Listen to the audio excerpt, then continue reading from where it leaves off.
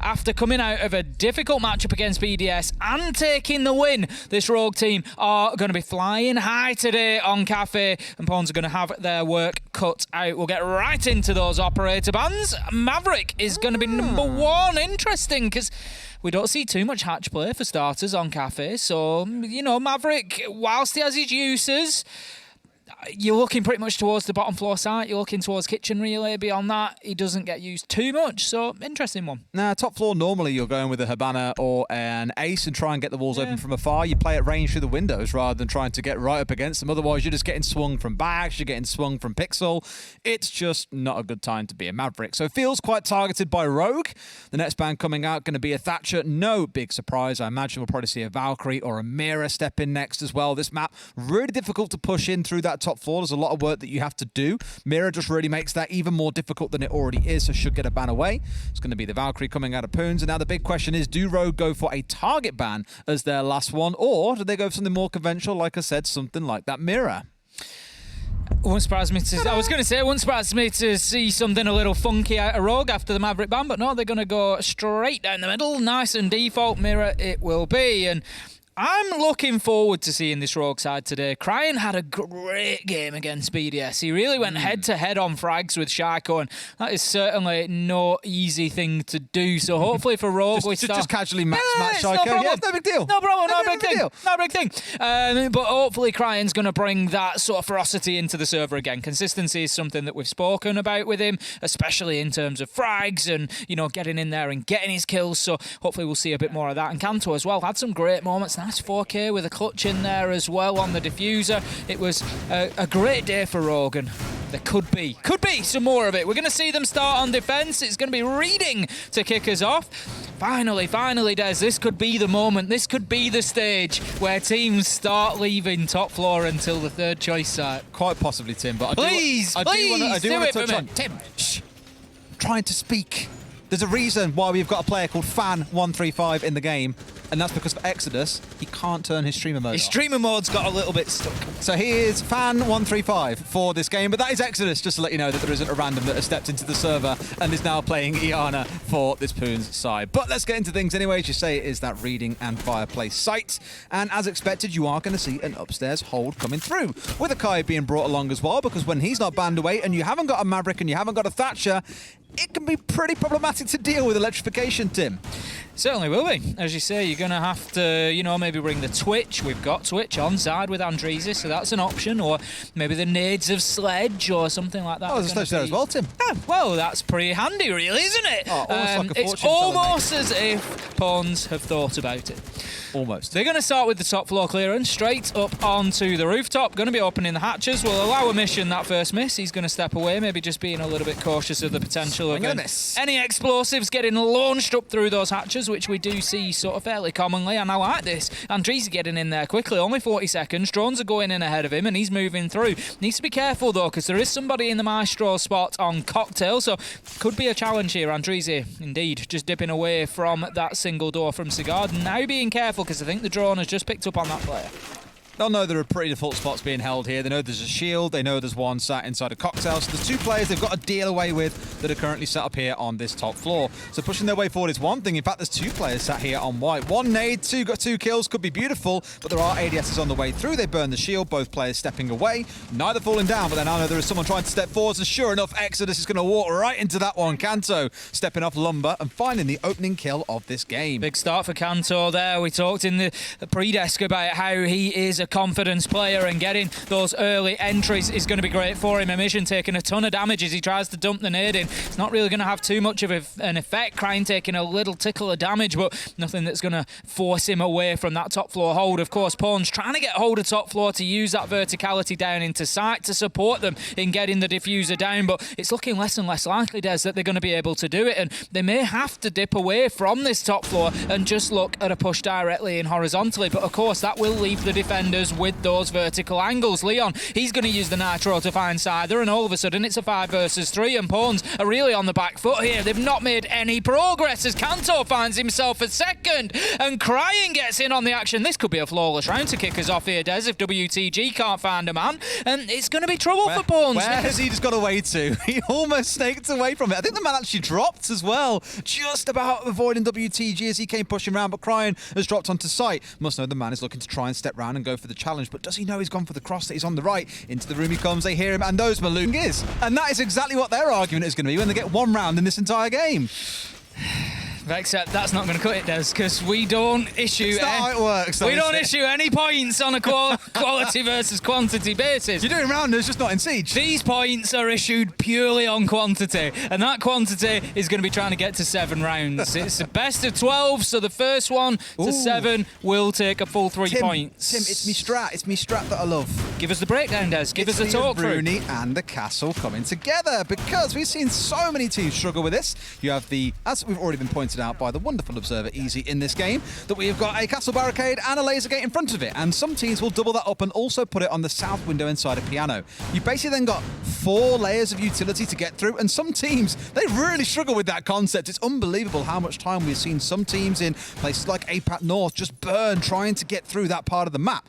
And again, it's all focused on slowing Pawns down. If they've been taking a long time to get things done, if in that first round they failed at hurdle number 2, as we spoke about, why not try and make them struggle even more here? We are only 30 seconds in. Cafe, it takes a while to get up the building and get to work, so you'll give them until about the 2-minute mark, but then we've really got to start seeing some pressure, what am I thinking for? Some progress being made. That's the word I was looking for, Tim. Hurdles on the mind. X-Kairos being used early to open up the castle barricade that was on the white corridor window just outside of Lumber. Just going to make it basically less comfortable for anybody playing in Bathroom, Pixel, Lumber. Just make it difficult for them to move around in that area to track back to the top of White Stairs. We've got the man on Repel. Now then, Crying is in an aggressive position here, I'm going to call it. He's on Red Stairs. I don't know if he's been spotted out or not, but he's looking to make a challenge on anybody who drops down that hatch or maybe pokes their face into it potentially. He's just going to hold himself there for the time being. But Des, we're nearly 1.5 minutes in. We're nearly at the halfway mark, and Pawns, they're not inside the building yet. Tim, I said by that 2-minute mark, we've got to start seeing some progress being made, and arguably the most painful thing is that you've got Scyther playing on the Flores. Now, there are mute jammers scattered throughout the building, which is going to make things a little bit tougher for you, and here he'll just blow up one of the bars. And maybe you're wondering, well, why blow up that bar? It's because, like you saw from the player on Rogue there, I think it might have been Crying, it wasn't Crying. Someone was backing away out towards the top left corner, but here comes Crying, unflanked, unwatched on the drone, and gets himself an opener onto a mission. But it forces that player back that I was on about deeper into Cocktail. You can't play behind the bar anymore. So congratulations, you've made someone move 2 meters and then paid the price by losing your sledge in the process. Absolute freebie for Crying there, and they just cannot be allowing that. No response. No response whatsoever. 2 minutes in, Des, they're not inside the map. I don't see any way that they win this round. If this round is won by Pawns from here, Rogue have given it to them. There are 50 seconds left to go. Nobody inside the map. No kills to their name, and Rogue are just able to sit and hold angles. They've got Crying moving around at will wherever he wants, and Pawns, they just look a little bit lost at sea. Why is he now fan 31689? I don't know. I was just wondering that. I was going to explain and say, look, Exodus is here. Don't worry. It's not been 2 players. He had an issue with the streamer mode just kicking in and keeping his name, but we've got him on the overview as Exodus. In game, he's not. He's not. He's going to be showing up as fan, but it is all the same player as Deepak manages to find one onto Andreezy, and Crying, he's got their name right now, Des. He manages to get a second. It doesn't matter what's showing up on his screen, and Deepak finishes things off. Rogue are just tearing through Pawns here. There is absolutely nothing that they can do to get around off them. At least they had a go then. It's the one thing I won't take away from them. Yes, you lost a few gunfights, but they did make the attempt. They smoked out Cocktail. They dropped 2 down through Skylight. You had Exodus repelling in from the new bout window, so they had a plan, and at least they gave it a go. And this is the thing, I think Fresh said this a few weeks ago, you'd rather see a team give it a go than just stall out doing nothing. So, compared to round 1, where they got nothing done, at least here you are seeing some team play coming together, which is a good step in the right direction, but it's not getting you rounds on the site that arguably you should be getting around. Hurdles are turning into the high jump here, Des. That's what Pawns... Let's not get started on the high jump, Tim. Now, I've never tried the high jump, I must say. Honestly, it's actually really interesting to watch others because they can fling themselves so high, and I was just like, wow. And then I try, and it's like, what, half a metre off the ground? I'm just like... Still not getting over it. Face first in the sand. Yep, still not going over. And do not get me started on the triple jump. That one. Oh. I don't have the legs to triple jump. It might surprise you. Nah, not at all. I know everybody at home in the chat right now is going, no, Ace, we are not having that. That is a complete shock to us. But yeah, triple jump, not. Athletics in general, not really my forte, to be honest. Sorry, play video games, mate.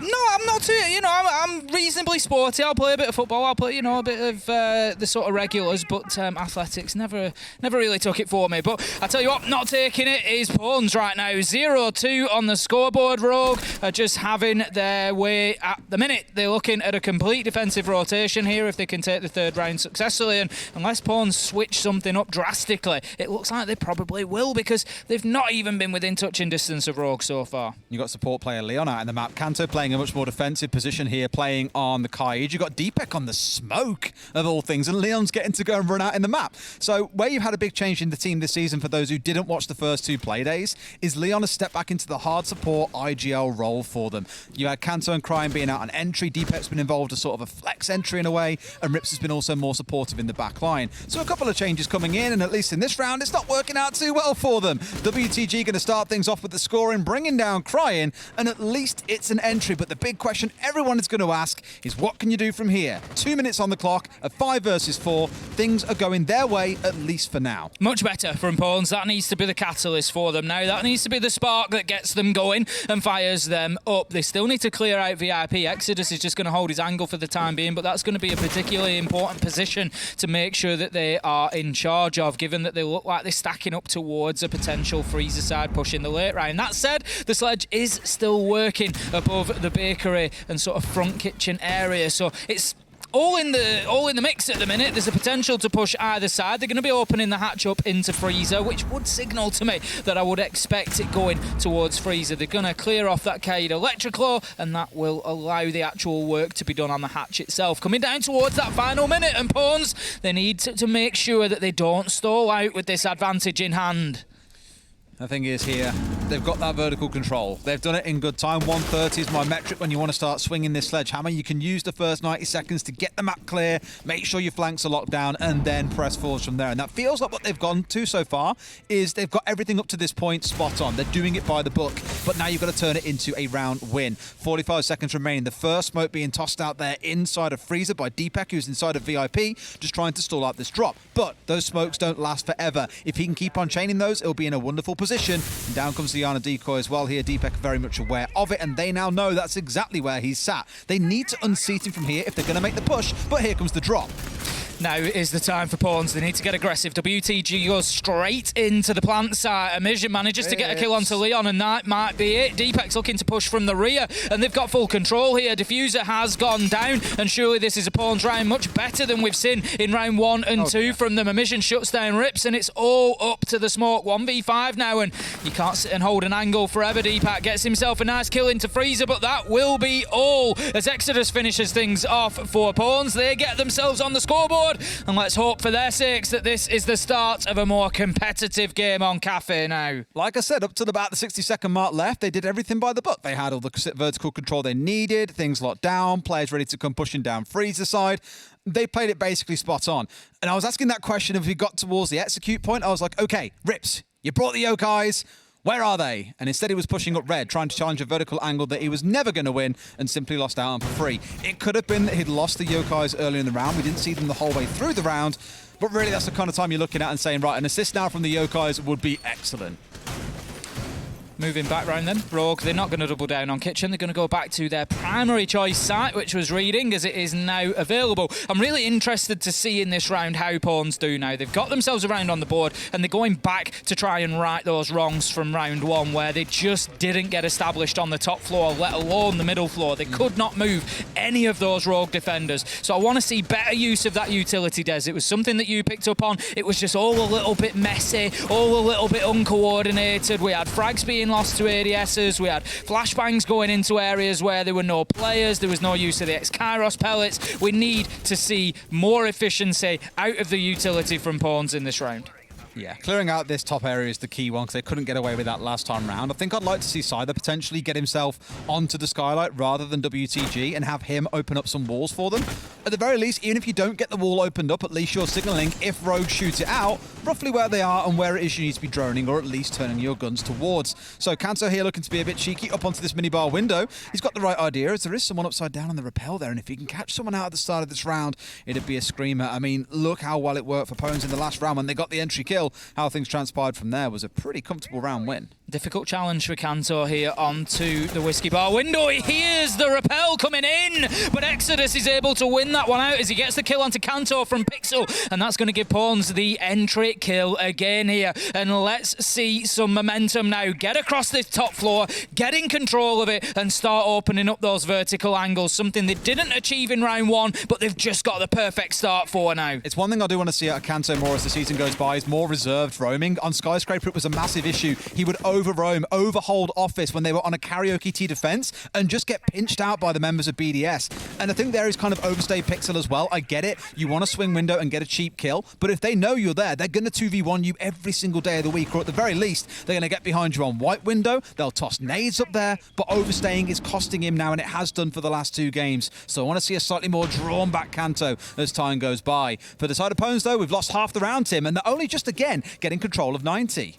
This could be beautiful. A little bit of teamwork coming in from Rips and Leon here as Leon's feeding the information and Rips was just in position with the Nitro Torn ready to go. They had a nasty little angle up through the floor and up through that hole that's been opened up, but it will not come to anything. The opportunity does not present itself, and Pawn's push continues here. Out goes the Nitro. Can it be a second for Leon? He pulls the trigger just too late, and his man escapes a mission with just limited damage there. Exodus has taken some as well. Still 5 versus 4 for Pawns, and they are leading the way.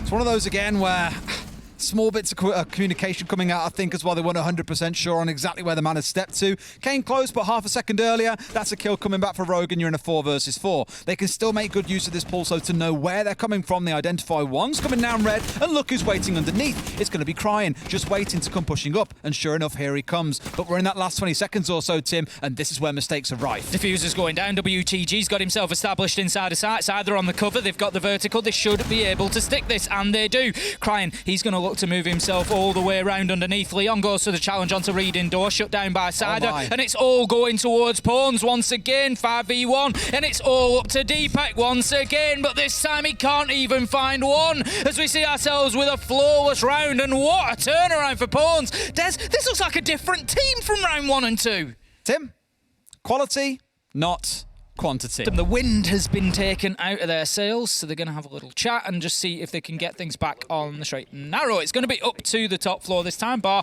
and Cocktail will be the defensive hold, deciding that Reading was a little bit of a lost cause in that last round. A little bit. So they're going back to the same strat they ran in round 2 as well. They did indeed win there.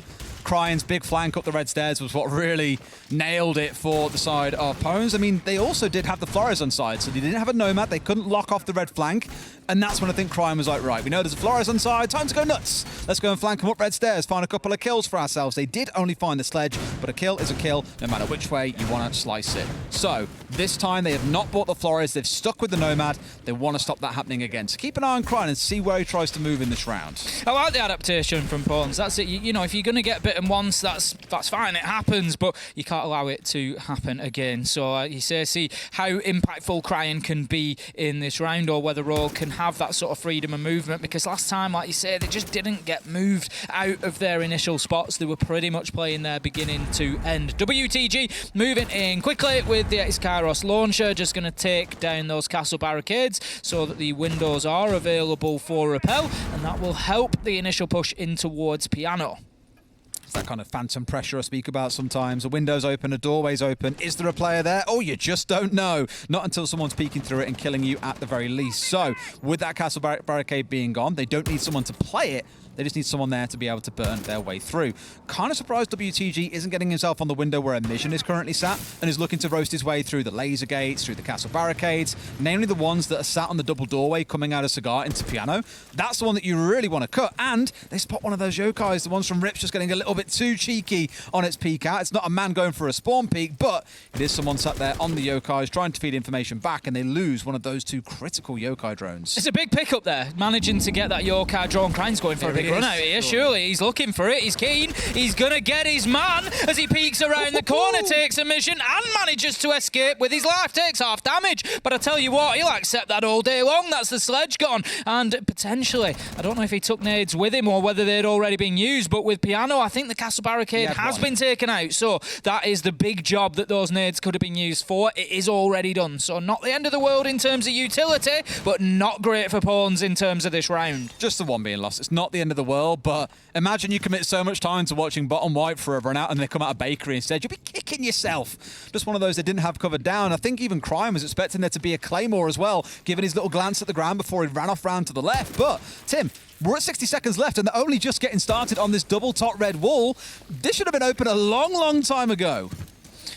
Crying just taking the opportunity really on that run out. Of course, we saw the Nomad sort of teased initially, but then picked away and would have been useful to prevent that death. With 45 seconds left to go, Diffuser still up on roof. They're still not inside of the map, Des. This was the problem that they had last time. Last time round, they went for this kind of smoke into cocktail. 2 or 3 dropped down through Skylight. 1 came in through Nubauk. Yeah, we've seen it already. And Rogue will probably be anticipating it. They don't yet know there's a Ying on side, I don't think. That's the big difference. And Candela's come flying in. This becomes a very different state of affairs. Exodus is ready to come in through that cocktail window. He's absolutely itching at the minute. Scyther's going to take the direct drop into sight. Exodus is there to support. Is he able to get the diffuser down? They're not able to find the men because of their own smokes. He's right on top of somebody and just manages to get away with it. Kanto going down there. Scyther looking to put this diffuser down. The challenge comes back from Rogue, but unlikely to be successful. Deepak manages to find one onto Andreezy, but he has to take his time to pick Leon up. Leave them 2 versus 3 with diffuser down. WTG finds Leon after that pickup, and it is all up to Deepak. How many times can we say this? There's 1v5 twice, 1v3 now. It is becoming a bit of a nightmare for him here, especially with that diffuser down. Low health shut down, and that's going to be the end of the story for Rogue in Cigar Shop, and that is going to be the top floor taken now. 3 rounds in a row to pawns, and well, I don't know where this team were last week and for the first 2 rounds today, but it's looking a little bit different now. They did have, I will say, they did have a little bit of luck inside a cocktail, dropping right on top of the man inside of the smoke. That was just down to who figures out what way is up first. That's exactly it. That's exactly how I describe it as well. I mean, you're sat in a spot where you've got 60 seconds left, you've failed to open red, you haven't got yourself inside a cigar shop, you've lost the man to a run out. Everything was going right for Rogue up until we hit that 60 seconds left mark. And they had that X factor, the Ying on side, the damage that Op can do when you're not expecting it. Tim, I'm blue in the face from talking about it now. For the last 6 play days, the 2 have had an EUL and the 4 in APAC North, I've said that when a team sees Ying, the defenders will then normally end up running Warden for the majority of the half because of just how oppressive it can be. You're not seeing it come through here in this round, but if that Ying had been shown earlier in the half, I wouldn't have been surprised if Rogue opt to change out one of their shotgun players. As a sort of mental coach on that side of things, and if you've not seen that before and you're wondering what's going on, it's sort of like it's a ritual, as a ritual. It's to break behaviour. It's like, right, the last round is done. This is like the refresh. It's just that mental, right? If I do that, it's a clean page. That's it. It's the full stop to the sentence, and it's on to the next round. And Rogue, they need a full stop at the minute, Des. They need one because this is starting to run away from them. It's going to be reading for their final defence. We saw them win this back in round 1, lose it in round 4. So a mixed bag for them so far. But holding on to top floor, not getting so aggressive on that entry attempt like we saw Kanto back in round 4. That's going to be key here. Just keeping the manpower. I'm thinking you probably don't stick on the Amaru. Maybe you do. Actually, maybe you do. Normally you'd see it for like a top side if you try and just force your way into Cocktail, but I'm thinking here, if they know or expect you to come pushing in from red and towards Piano, and you just blitz your way up onto New Balcony and charge into Cocktail, you just sever their backline entirely and potentially kill 2 players, stop them retreating down white. You can cripple this Rogue team if they don't expect this coming through. I'll say, oh, that is changed away at the last second, but look at what they've changed to, Tim. The Lion, the Finker, and the Ying all coming along. I'd hate to be Rogue in this round. I think oppressive is going to be a fair word here. That's, they're going to be the feeling inside of sight, because there's going to be a lot of utility to prevent you moving, prevent you seeing, prevent you just being able to do your job effectively. We've got Kaid there. It's going to be Rips inside of pillars. Might find himself coming to be the one man here. This is going to come as a rush, Des. They've got 3 of them stacked up on reading door. There we go. Rips is ready for it, but he can't find a kill. That allows them to get inside of sight. Kills go either way as Crying finds WTG. Rogue are coming out on top, though. 3v3 as things are leveled up. Deepak just trying to smoke off that door. They've got the diffuser down, and surely this is a round that is going in Rogue's direction. They were ready for that. I like what Rips did. He took the challenge, but he didn't overcommit. He dipped himself away. He had faith in his teammates on site, and it kept the manpower for Rogue. They've kept themselves on top, and all of a sudden that what was a rush attack from Pawns has been broken. They've still got one more EE1D to use as well. Out it comes. I think as a mission almost dies to an explosive. It looked like it might have come up there. Perhaps Leon coming out with the C4, but walks away with his life intact for now. The beauty of it, although it's a failed rush, and again, I'll never attack a team for saying at least you gave something a really good go, and it could have worked out if they just didn't get slaughtered on the run into reading. They've got themselves about 2 minutes or so to play with behind drones, behind information from the Iana.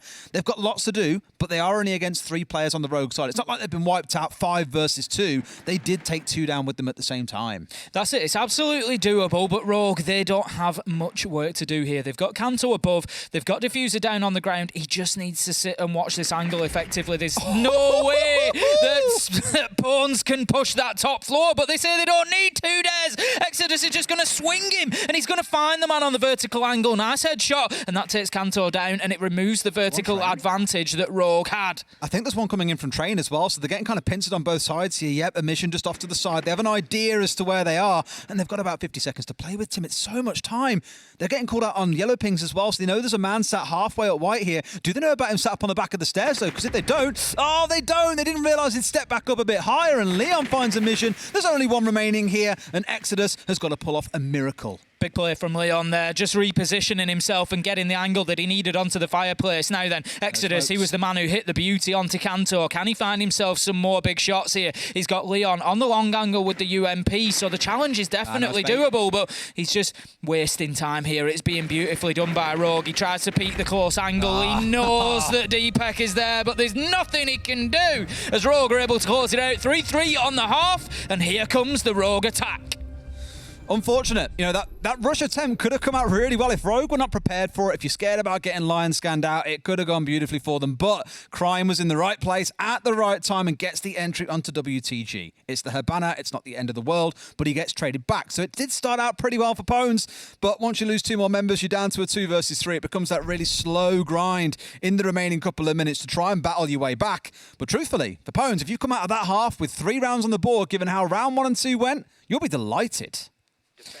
We're going to be heading into round number 7 then. It's going to be top floor that is the preference for Pawns here. We saw Reading Room being the pickup for Rogue, but we're going all the way to the top to kick things off. And this is going to be the defensive half for Pawns. They need to keep that momentum. That's going to be the difficulty for them here, I think. They've just been in a position where they felt confident enough there to go for the rush through Reading Door to really bring that energy and aggression, and now they've potentially got to sit back a little bit. Of course, they can take a peek, they can take a jump out, but generally speaking, the attackers are going to dictate the pace a little bit here. If Rogue play it smart and keep themselves away from those potential opportunities for Pawns, they may just be able to grind them down a little bit.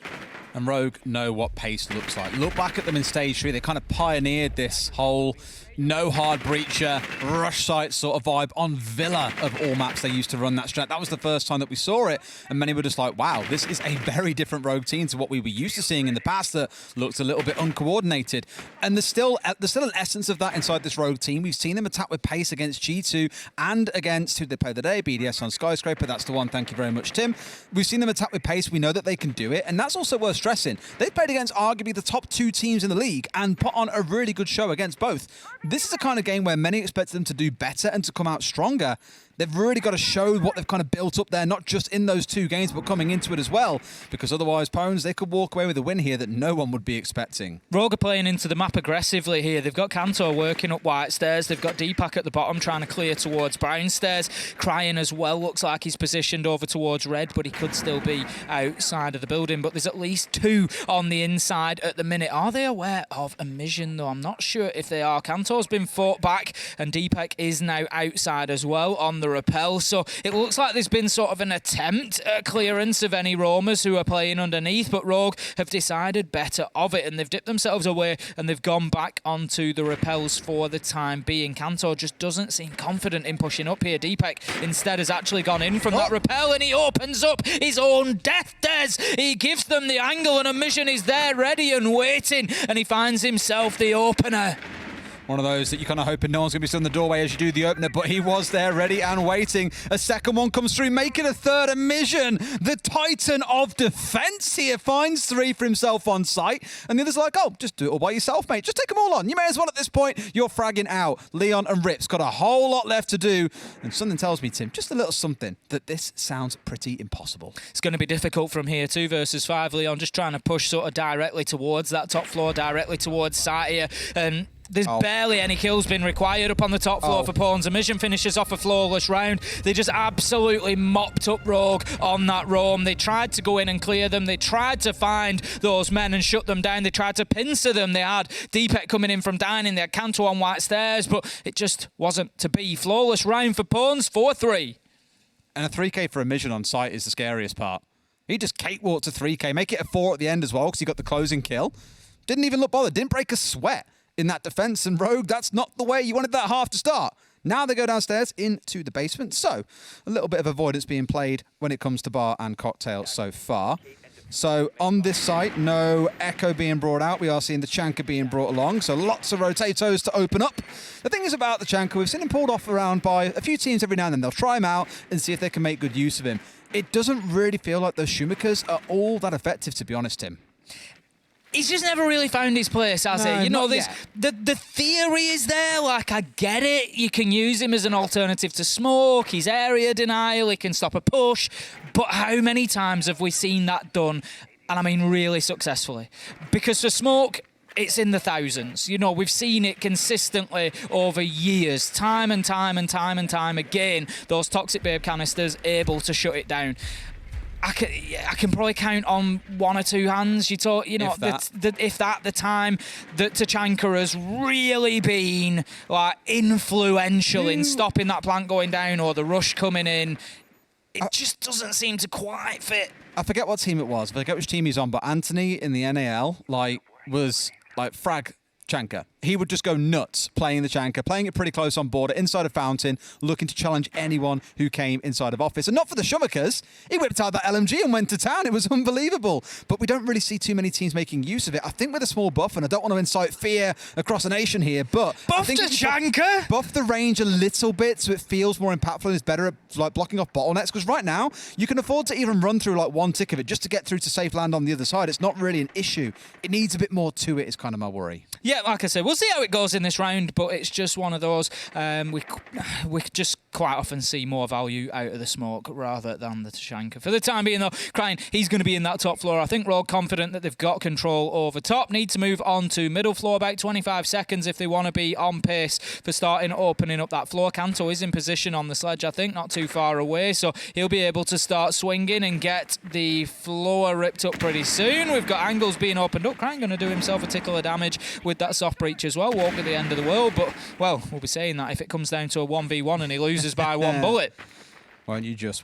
This one here should open up the floor as well, slightly for them on the downstairs. Oh, never mind. They're looking for it to open up so they get the angle down from the museum down into the red corridor, but I think they'll need the sledge to come across and do that job for them now, unfortunately.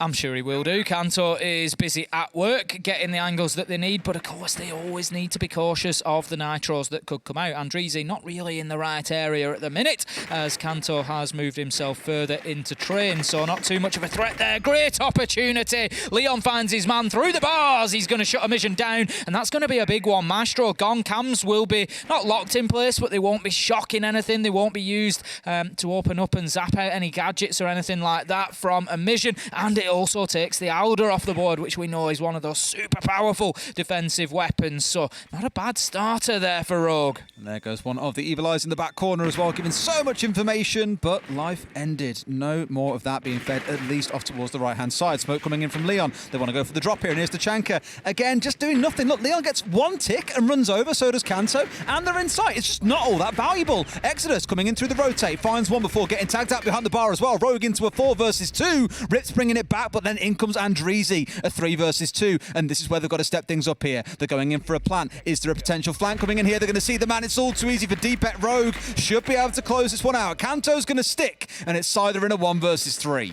This should be it now as he tries to work his way back into kitchen. He has every angle watched. Kanto's going to find him with the nade, and that's going to be shut down. Rogue managing to level things up, and I tell you what, Des, this one has quietly crept up on us, but we are in a real game here that I wouldn't be surprised to see go the distance. Neither of these two teams being able to consistently take themselves a lead here and really hold on to it. As we said about the Tachanka, interesting point there, how it just really didn't slow down that push onto the bomb site. Would a Smoke have done so? I think they would have done that better.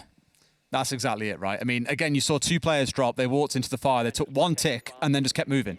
That was it. Just the 1 tick. And even that was like 10, 15 HP.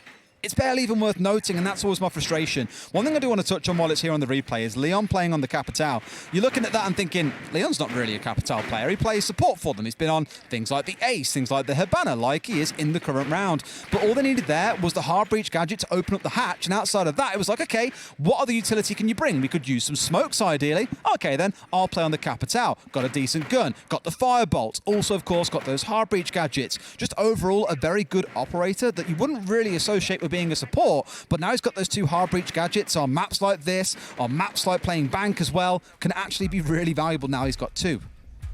Going to be heading not to the top floor. We're looking at the top floor at present, but the site is going to be reading room. Of course, the defence will begin up on the top. Can Rogue do a better job of clearing that out than Pawns did, particularly in the first round? Either he's playing the same spot that we saw from Kanto, but he's just going to dip himself a little bit deeper. And, you know, you asked for it, Des. You said you wanted Kanto to play it slightly more passively, not to aggress onto the windows. He's got his shield. He's got his angle opened up from bathroom, and Scyther might just give you what you wanted out of that spot and just hold himself back a little bit and just try to delay that push a little bit more on the alibi.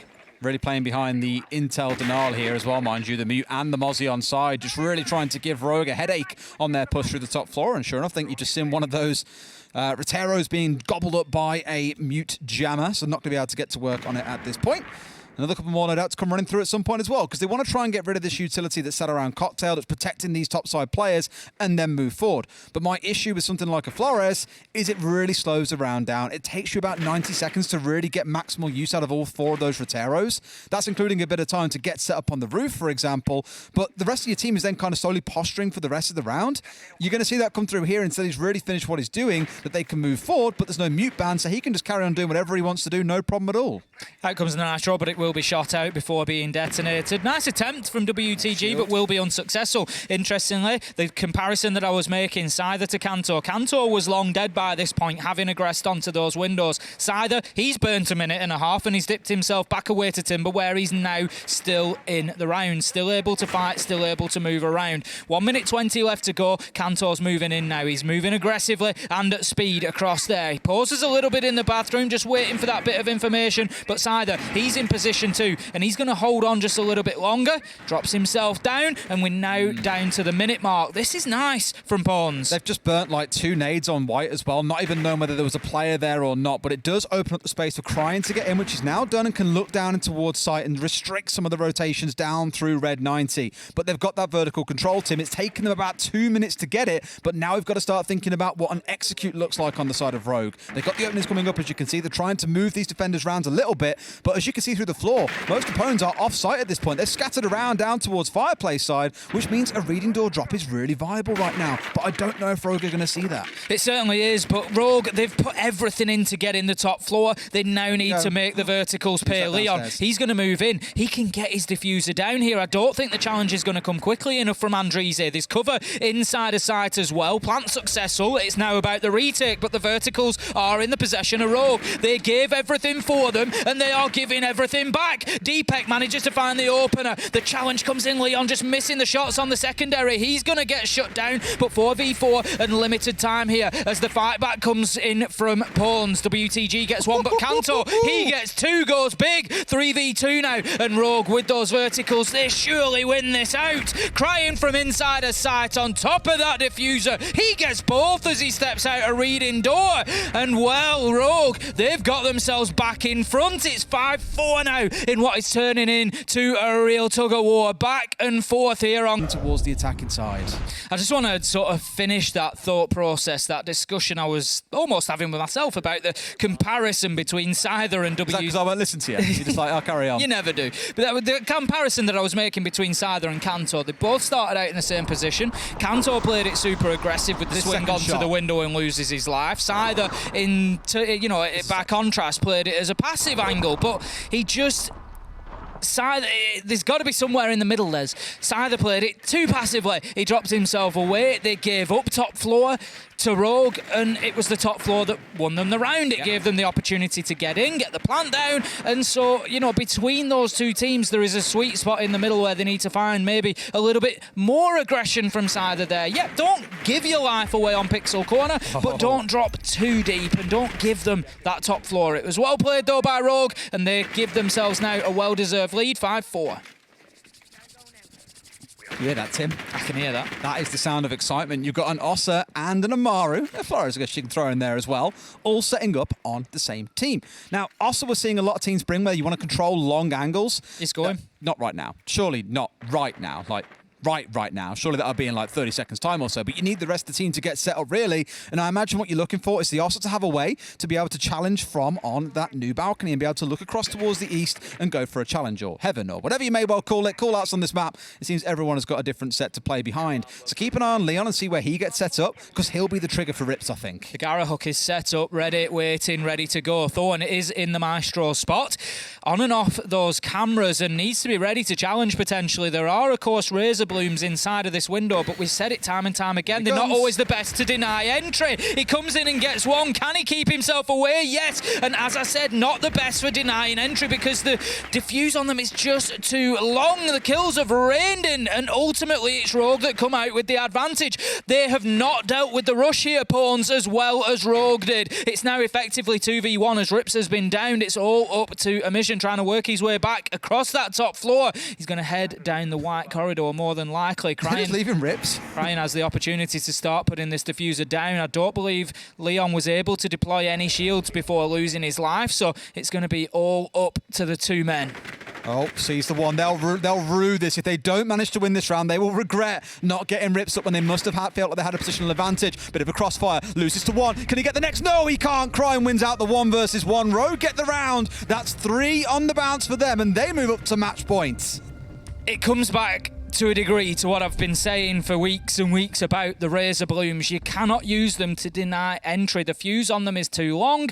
They take too long to detonate. Rips was able to get in there, trigger 2 Razor Blooms, get the kill onto Thorn, and still avoid any lethality from the gadget. There's too much time between one and the other, and relying on those to prevent the entry coming in through cocktail balcony window was a little bit naive, I think, because really you need to be using those gadgets more for area denial, plant denial, rather than keeping somebody from getting in through a window like that. Often they're more for information. That's kind of the point of a lot of trap gadgets. Go back to thinking about Legion back in the day, right? You didn't bring in because he was a trap operator that really slowed people down. You brought in because it was information on what's going on. So if you hear that Razor Bloom start going off, oh, there's a guy that has swung in late behind me, I'll turn around and deal with him. I don't know if it's because of the chaos of the smokes going off and everything else hitting them all at once, but the man who was in cocktail just didn't turn to face him. The problem is when you use those trap gadgets it's for information, which I absolutely agree with you on, you've got to think about the distance that you're playing from them. You need distance to be able to react to the information that's being given to you. When an Amaru's going to come bursting in through a window, it don't matter that a Razor Bloom triggers, because you're getting challenged within half a second to a second after that point. And you just don't have the time to be able to formulate your response to it. So they need, if they're going to do that and use them for that purpose, it's got to be with somebody playing further away from them. You can't sit the Thorn right on top of them and rely on them stopping that push coming in from that balcony window. Pawns, little bit of an error there, I think, allowing Rogue to get themselves in and sweep across from East. And Rogue, they managed to close out a round, give themselves a map point opportunity here. And Rogue, they seem to have found that mojo that they had in the first couple of rounds. They're back on it now. Really woke up into it feels like, in the second half. Yeah, I mean, we were nervous coming into it that they wouldn't be able to string together too many attacks, but they sure shut us up with 3 on the bounce so far. So no site feels safe right now for the side of Pones. They need something a little bit different to help them out. They're once again leaning into that Mute and Mozzie, the intel denial game, looking to slow the Flores down. But is that going to be enough to stop Rogue, who have moved with some pace so far? Already inside of the map, Rogue are just riding on confidence right now, and it's no wonder if you win a round with an Amaru zipping in through a window, that's going to put the adrenaline up. That's going to get you moving pretty quickly. Kanto, he's going to be taking out some default cams as he gets himself under that new hatch. We've got WTG playing underneath on the Nitro. We've seen this previously. He didn't have too much luck with it. We'll see if he can have a bit more success this time. Attacking, of course, onto that middle floor, as you can see underneath us. Cyther this time going to get the opener onto Rips. But again, Rogue have got a lot of time in control of this top floor. This time, though, there is still a man up there who can make a challenge. Will do as he pushes around that corner. He's going to dip himself back into Lumber. I believe that it is Cyther on the Mozzie who's just continuing to make a nuisance of himself. He's actually got a second man with him who's going to drop the hatch. And this time, Rogue managing to sweep across. They didn't know about the second man stepping in as well. Almost team killing Deepak on the way through, but it's the shot So through the falling floor. apart. They found 3 out of nowhere. They just didn't expect the Mozzie to still be upstairs. And he steps across to the shield, shuts it down, gets support from below. It could not have gone much worse. All goes wrong for Rogue, off the back of just one undrone Mozzie. We're going all the way, Des. All the way to 12 in what we thought was going to be a close game. It has certainly turned out that way. We're going to have our last round of regulation here. It's going to be the last opportunity for Rogue to take this one and get the full 3 points. If Pawns are able to get this win, get themselves another successful defense, we will head into overtime, where the best of 3 rounds will determine the winner, and the loser will get 1 point. The winner will get 2 points. So there will be a share of the spoils in the league table. And right now, you've got to make an argument to say that both of these teams deserve a little something out of this game, Des. They've both had the moments, they've both had the mistakes, but they've adapted well, and they've played around each other. It's been a fascinating one to watch, and we've had some real sort of intense moments. We've had some big brain moments where teams have outthought each other, and it's been a lot of fun so far. It has, yeah. You've had a couple of rounds that have been attackers just slaughter everyone. It's been defenders just slaughter everyone. A couple of close rounds, but for the most part, these rounds have seen 3 or 4 players on the winning team still left alive. So it's not like it's been outright domination for either side on either half, even if the results start to suggest that. But it feels like we could be on the way to a 3-3 half unless Rogue bring out something big brain here. And once again, you're seeing the Giddens playing across onto that Ossa. Very keen again to see where those shields get set up, what long angles they want to control. Wouldn't be surprised if you've got one looking down down red. Rouge you can go for if you want. Looking down red in towards small bake, if you want to. You've been practicing your French there, Des? I was actually getting really rattled earlier at how for 21 they say Von et un, for like 20, but they only do it for the 1. But they only do it for that, because then you get towards like 81, which is like 81. There's no in the middle. I mean, you get into 421, so yeah. I mean, it gets crazy anyway. Let's not talk about 97 because stuff gets really wild. It's just one of those things. Let's see how they fare though. Rogue are going to start up on the top floor and try and work their way down from there. Again, that 130 benchmark is what I look towards. If they get that control of the second floor, start swinging that hammer and pew-pewing away that skeleton key, that's the point in the round you're looking for them to get moving on. They're getting challenged up on the top floor. Kanto knows what it's like to face aggression, and he wins against Andreezy. That is a big kill because, again, Kanto sometimes overcommits to the entry fight, but this time round, a little bit of patience for a second or two, and steps across and finds his man. Rogue definitely needed that opener after how the last round went, and they were basically steamrolled by pawns in a flawless round. They had to get themselves a bit of an advantage. That's the top floor clear out. They can start moving into trains, into dining now, getting those vertical angles. We've got pawns pretty much pushed down to the lower floor now. All locked down. We've got a mission out in bakery, one out in VIP. They're actually spread quite wide at the minute, so there's an opportunity potentially for Rogue to take some sort of single one-on-one fights here. I'm interested in pawns keeping that man inside a bakery at the minute because the push isn't really coming from that direction as of yet. Not just yet, no, but again, they're swinging that hammer about just about 10 seconds shy of the 130 mark, but you're not going to be complaining too much about that because you've got a 5 versus 4. That's the dream that you're looking for. Now, remember earlier on, Rips on the Echo wasn't playing on the Yokais themselves. He was pushing up red. Emission sat much more static here, playing on those Yokais, looking for denial. But my concern is you've got 60 seconds still to play. If this was 15 seconds left, it makes total sense, but Rogue are going to start looking towards pushing in towards the site soon. With no one sat inside VIP, no smoke on side, no Chanka on side, they can just drop whenever they choose and start their push. Emission's position out in bakery starting to look big brain at this point as he's on the Echo and could potentially play spoiler here, but as bodies drop, it's not going to be easy for him to keep himself locked away safely. He might have to get himself in the fight. 30 seconds left to go, and here comes the drop. We might see that Ossa shield brought into action this time. We certainly do. It's on the door. It's going to give an opportunity. Beautiful. Just punches out the visual. Leon takes the kill onto Scyther before he starts putting that diffuser down. Is Emission in a position to deny? I think he has been, yes. The Yokai taken out, though. There is a second. There's 15 seconds left to go, and I would expect Rogue to be able to deal with this. He manages to stop one attempt. Leon gets downed. What is going on? No. It's 4v1 as Emission. He is taken down inside a bakery, but Exodus, he's up above. Deepek, he's managed to get the diffuser. He's putting it down. If he can find his man, he could stop this. He could win the round. He could take it the distance, but he just could not find the angle. Deepek with an essential plant there for Rogue to keep the clock going, and it's all up to this 1v3.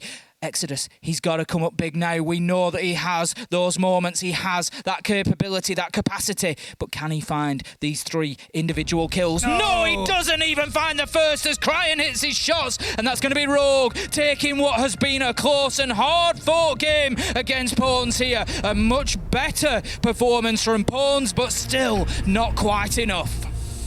Not quite managing to get it into overtime to guarantee at least a point, but a really good attack in half from Rogue, and also to give some credit over to Pawns. Their 3-round win in the first half was fantastic, I thought, overall. Some really creative ideas behind the